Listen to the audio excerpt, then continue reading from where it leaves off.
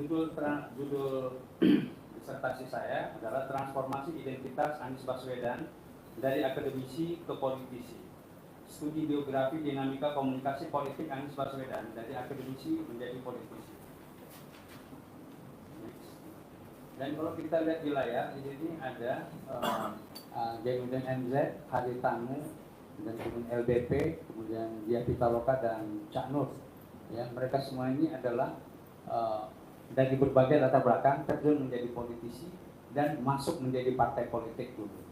Nah, ini yang membedakan dengan Anies Baswedan, akademisi yang menjadi politisi yang ketika terjun ke dalam politik tidak menjadi anggota partai politik manapun. Dan rekam jejak Anies adalah sebelumnya adalah dosen dan juga rektor Universitas Paramadina, dan yang ketika itu tercatat sebagai rektor termuda di Indonesia. Dan kemudian juga sebelumnya sebagai aktivis. Next. Anies tidak bergabung dengan partai politik, sehingga dengan demikian dia tidak terikat dengan ideologi partai politik manapun dan tak akan menjadi petugas parpol manapun, setidaknya hingga saat ini ditulis. Dan kemudian fenomena yang menarik dari gambar yang kita tampilkan tadi itu adalah mereka yang masuk ke dalam partai politik, sedangkan Anies di sini dia berbeda sendiri, dia tidak masuk menjadi partai politik. Next, pertanyaan penelitian di sini adalah bagaimana transformasi identitas Anies Baswedan ketika memasuki dunia politik? Bagaimana upaya adaptasi Anies Baswedan ketika memasuki dunia politik? Bagaimana, yang pertanyaan terakhir dari penelitian ini adalah bagaimana dinamika komunikasi politik dari perjalanan politik Anies Baswedan? Dan teori yang digunakan di sini adalah interaksi simbolik dari George Herbert Mead. Interaksi simbolik, individu melakukan penyesuaian diri dengan lingkungan sosial. Anies Baswedan membentuk pemikiran sesuai dengan norma sosial yang dia temui. Landasan teoritis di sini adalah yang pertama transformasi identitas dari Anselm Strauss, kedua Looking Glass Self dari Cooley, dan yang ketiga dramaturgi dari Irving Goffman. Next. Metode penelitian yang digunakan di sini adalah kualitatif dengan pendekatan studi biografi. Metode yang mengupas secara komprehensif perjalanan hidup individu. Narasumber utama dalam penelitian ini adalah Anies Baswedan. Triangulator yaitu keluarga, rekan kerja dari tim gubernur untuk percepatan pembangunan, ada dari aktivis partai politik, ada dari Universitas Paramadina dan sebagainya. Metode penentuan informan di sini menggunakan sampling purposive. Next, temuan dan pembahasan. Transformasi identitas. Di sini peningkatan status sosial. Anies menganggap politik adalah posisi jabatan yang terhormat. Tantangan memasuki ke dunia politik tanpa partai politik ini melepaskan kenyamanan sebagai akademisi.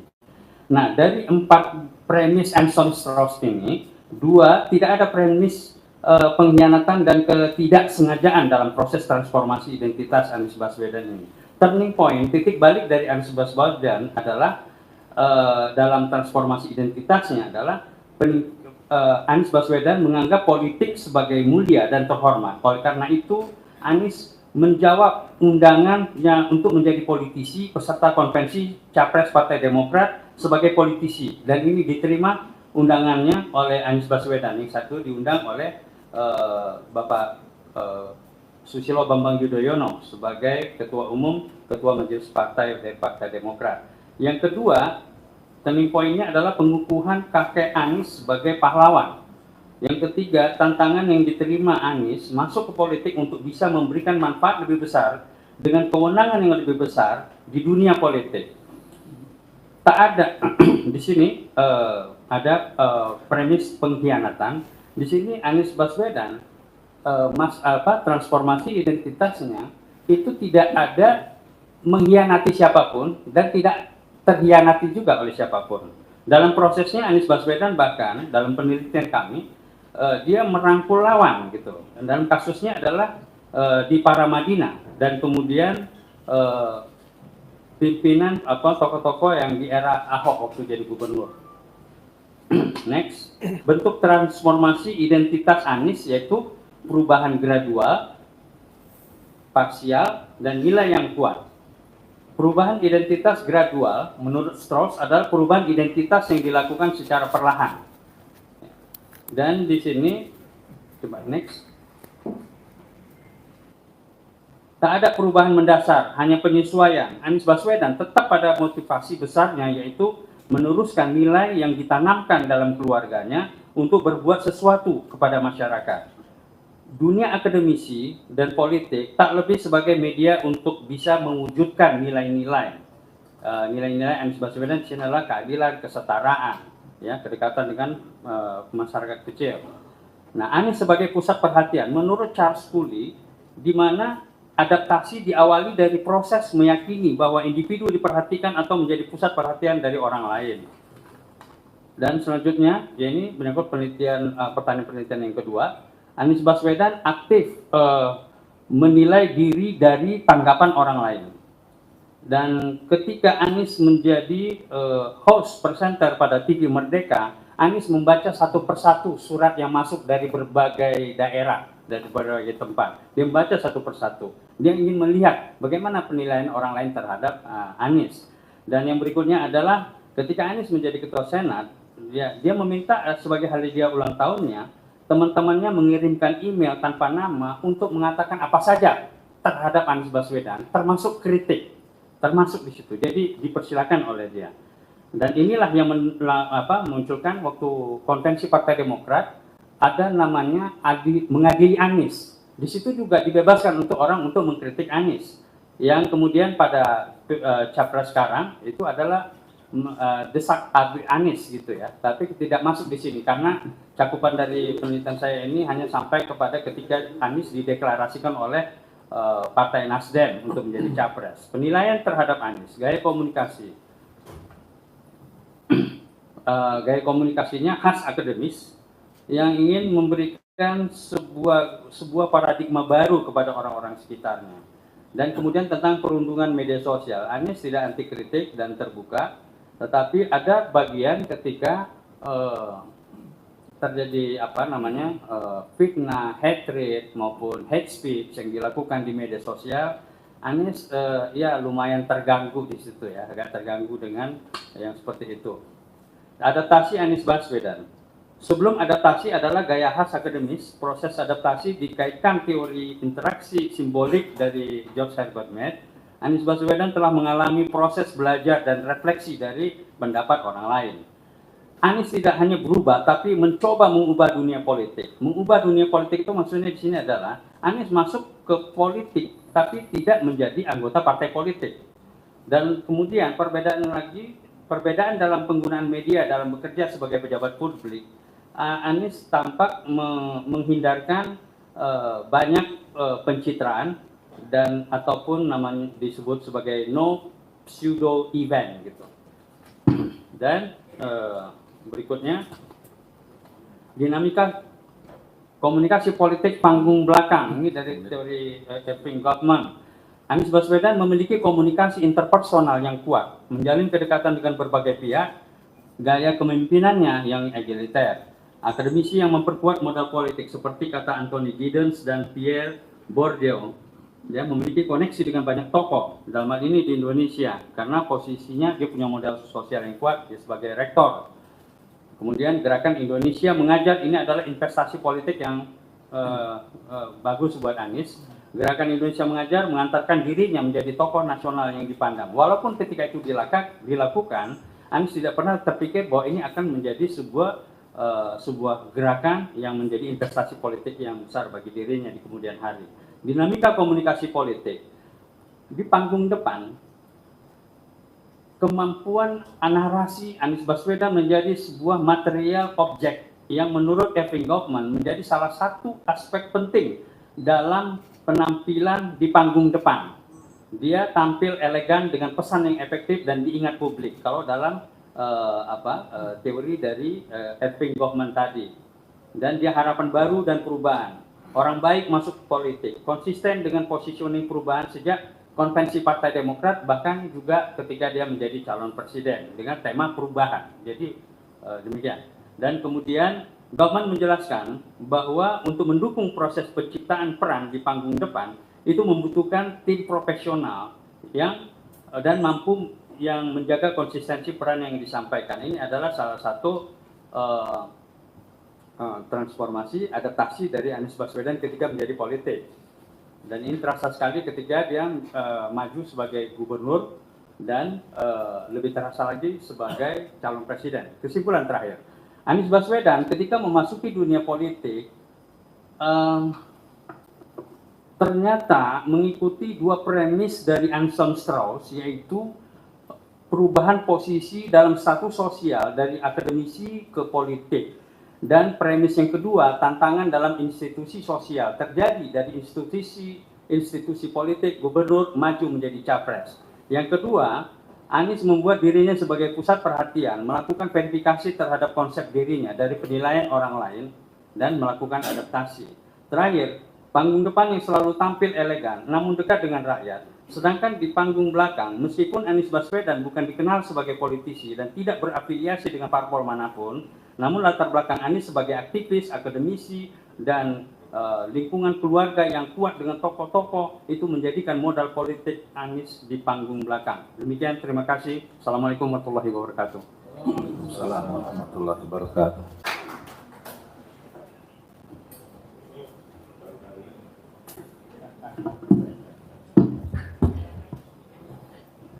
Assalamualaikum warahmatullahi wabarakatuh. Selamat siang, salam sejahtera untuk semuanya.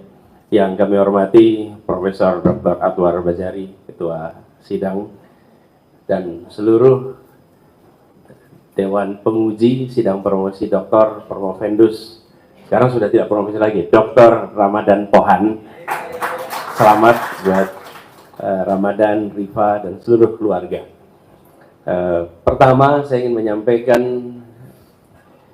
rasa hormat, terima kasih bahwa apa yang menjadi perjalanan kami bisa menjadi bahan untuk sebuah kajian.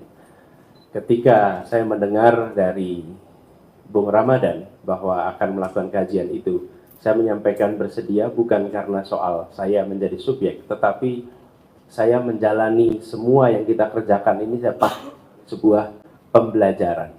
Karena sebuah pembelajaran, makin banyak hikmah yang bisa diambil, maka makin banyak akumulasi ilmu bagi semua yang terlibat. Jadi saya sampaikan setuju. Nah, ketika mau ujian, saya tanya, memang saya perlu datang? Karena kalau saya khawatir, saya bilang, Bung Ramadan diputuskan, saya diundang, tapi saya khawatir kalau datang mengganggu irama diskusi. Nanti ngomongin orangnya ada di sini gitu. Tapi kemudian kata Ramadan, ya diharapkan datang, ya sudah kalau gitu saya datang. Kenapa saya merasa terhormat untuk datang? Ramadan ini adalah seorang yang sangat serius berjuang untuk perubahan. Ini bukan karena kita pilpres mau perubahan nih, tapi dia sudah mengatakan soal perubahan itu sudah agak panjang. Dan saya mengenal Bung Ramadan ini kalau dihitung tahun, persis 25 tahun. Sejak tahun 99 pertama kali jumpa, betul ya Ramadan? 98. Jadi sudah agak panjang. Ketika itu beliau bertugas sebagai jurnalis di Washington di saat saya di ujung masa studi saya di sana. Nah, jadi apa yang dikerjakan menarik. Lalu terkait dengan apa yang didiskusikan tadi, kalau boleh saya merefleksikan sendiri, Pak, apa yang menjadi perjalanan. Saya termasuk yang sering menyampaikan kepada teman-teman mahasiswa, adik-adik mahasiswa, terbiasakanlah untuk memiliki identitas yang banyak. Itu saya sering sampaikan. Kenapa? Saya sering ketemu mahasiswa bilang, saya ini mahasiswa Pak. Gitu. Lalu kalau mahasiswa kenapa? Ya mahasiswa ya fokus perannya sebagai mahasiswa. Nah saya berikan contoh ketika saya jadi rektor, saya sering sampaikan. Saya ini kalau ditanya identitas, kebetulan bicaranya identitas di sini. Jadi saya ingat ketika masa saya sering bicara mahasiswa, rumah itu punya identitas. Satu, saya sebagai anak, kan ibu saya di rumah. Jadi saya sebagai anaknya ibu. Lalu saya suaminya istri saya, Pak. Lalu saya ayahnya anak-anak. Lalu ketika adik saya datang dengan anak-anak, saya jadi paman di situ. Saya jadi kakak di situ. Baru di rumah saja, minimal saya punya 5 identitas. Dan saya tidak bisa bilang sama istri saya, Fer, hari ini saya tidak jadi suami dulu. Tidak bisa. Saya tidak jadi anak dulu, tidak bisa jadi bapak, tidak bisa. Identitas itu menempel. Lalu ketika saya keluar rumah, saya menjadi warga kampung Lebak Bulus. Ketika saya berada di Jakarta, saya menjadi warga Jakarta. Ketika saya di Indonesia, menjadi warga Indonesia. Lalu saya pimpin aktif di yayasan A, B, C. Lalu ketika dideret, saya punya bisa jadi 10 sampai 12 identitas yang selalu harus saya kerjakan bergantian. Jadi saya selalu bilang sama adik-adik yang masih kuliah, biasakan untuk melakukan banyak hal bersamaan, karena seringkali kita tidak bisa melepaskan identitas satu dengan yang lainnya dan bersamaan. Saya berikan istilah juggler itu. Apa juggler itu? Pemain bola yang 3-4 bola itu. Semakin terlatih banyak bola, maka dia akan sampai kepada semakin indah dia memainkannya. Tapi orang yang tidak terbiasa dengan multiple ini, maka semakin fokus dia menjaga tidak jatuh. Tidak konsentrasi pada betapa indahnya itu dimainkan, tapi menjaga itu tidak jatuh. Nah, jadi saya melihat peran di dalam wilayah politik juga kira-kira begitu. Saya sebagai warga negara, ada panggilan yang disampaikan. Panggilan di kampung saya ini, saya pembina Karang Taruna, Pak. Masih terus sampai sekarang. Kalau ada panggilan tugas, yang bisa manggil tugas untuk negara itu adalah partai politik, maka saya akan sampaikan bersedia. Tapi itu saya kerjakan juga bersamaan. Lalu apa benang merahnya? Ini kalau reflektif aja. Benang merahnya apa? Saya rasa kita semua sama, bahwa yang kita kerjakan adalah proses pembelajaran. Mendidik adalah memimpin, memimpin adalah mendidik. Setiap pendidik adalah pemimpin, dan setiap pemimpin adalah pendidik. Itu yang kemudian buat kita bisa kemana-mana keluar. Setiap pemimpin adalah pendidik, dan setiap pendidik adalah pemimpin. Nah, ini kemudian kalau di dalam bahasa sederhananya, kurensinya, mata uangnya. Mata uang inilah yang kemudian bisa kemana-mana. Di rumah saya mendidik, di lingkungan juga mendidik. Ketika dapat tugas di gubernuran juga saya mendidik. Dan hampir selalu dalam semua rapat-rapat, selalu pertanyaannya menjadi mengapa, bagaimana. Bukan ruang instruksi, tapi ruang diskusi. Karena dimulai dengan pertanyaan. Seperti juga defense hari ini dimulai dengan 3 pertanyaan. Ini proses pembelajaran. Nah, kalau saya meneruskan sebetulnya tradisi para pendidik Republik ini, seluruh para pendiri Republik, bisa dibilang 100% Republik ini adalah kaum cendekiawan yang memilih berada di wilayah politik. Dan hampir semua adalah pernah menjadi guru, hampir semua pernah menjadi pendidik.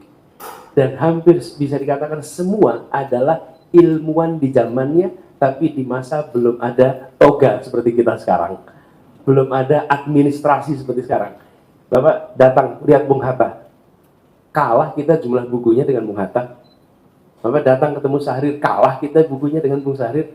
Natsir, 7 bahasa. Agus Salim, 20 bahasa. Itu semua adalah ilmuwan, cendekiawan, tapi memilih berada di wilayah politik. Nah, jadi kami itu merasa tradisi ini yang hilang. Dan ketika dapat kesempatan itu, saya kira-kira saya ingin menghidupkan kembali tradisi intelektual, kecendekiawanan berada di wilayah pengambilan keputusan. Nah, mudah-mudahan ini nambah atau ngurangi saya nggak tahu Ramadan, atas apa yang Ramadan Bapak kerjakan. Tapi saya ingin sampaikan juga bahwa di dalam proses ini sebenarnya kalau dibilang transisi, saya tidak merasakan sebuah transisi yang kaku. Kenapa? Tidak pernah mencabut NIDN saya, Pak. NIDN-nya tidak pernah hilang. Jadi kalau ditanya sekarang, saya NIK tidak punya, NIP tidak punya. Punyanya NIDN itu nomor induk dosen nasional, Pak. Itu yang dia memiliki hanya yang berada di kampus. Jadi secara administrasi saya masih tercatat sebagai dosen, tapi sedang lagi tugas luar gitu. Jadi kalau Tridharma Pendidikan Tinggi kita sedang melakukan pengabdian masyarakat, tapi akarnya tetap berada di dalam kampus. Nah, ini juga Pak yang kemudian saya teruskan sedikit tadi sempat disampaikan oleh Pak Dekan tentang apakah bahasa komunikasi yang lebih populis, apakah bahasa komunikasi. Ini sering muncul pertanyaan ini. Dan barangkali menarik bila Vkom satu saat melakukan kajian bahasa komunikasi Bung Karno di masa itu. Apakah bahasanya sederhana atau bahasanya rumit, Pak? Dan barangkali kita akan menemukan ternyata bahasa Bung Karno pada masa itu bukanlah bahasa-bahasa yang sederhana. Bahasa-bahasa yang tinggi di zamannya. Di saat 95% penduduk ini buta huruf. Tapi Bung Karno tidak menurunkan bahasanya. Bung Karno justru melakukan pendidikan atas rakyat, atas ide-ide yang menjadi pikirannya. Dalam bahasa Inggris, dalam bahasa Belanda, dan itu semua tidak diturunkan. Nah, akhir-akhir ini kita punya kecenderungan harus mensederhanakan bahasa. Saya sempat sampaikan, kita harusnya mengangkat vocabulary rakyat, bukan menurunkan vocabulary pemimpin. Karena kalau kita menurunkan vocabulary pemimpin, kapan republik ini akan maju? Kapan republik ini akan bergerak? Tapi vocabulary rakyat yang justru kita harus tambahkan. Kekayaan bahasa, bukan bahasa dalam artian ini, tapi kekayaan diksi di dalam proses politik. Yang ini akan membuat menjadi lebih baik. Nah, itu sebuah upaya yang kami coba dorong berhadapan dengan tradisi komunikasi yang mainstream di politik hari ini, yang dibuat sesederhana mungkin, sesimpel mungkin, tapi seringkali kehilangan kompleksitas atas apa yang sesungguhnya mau disampaikan.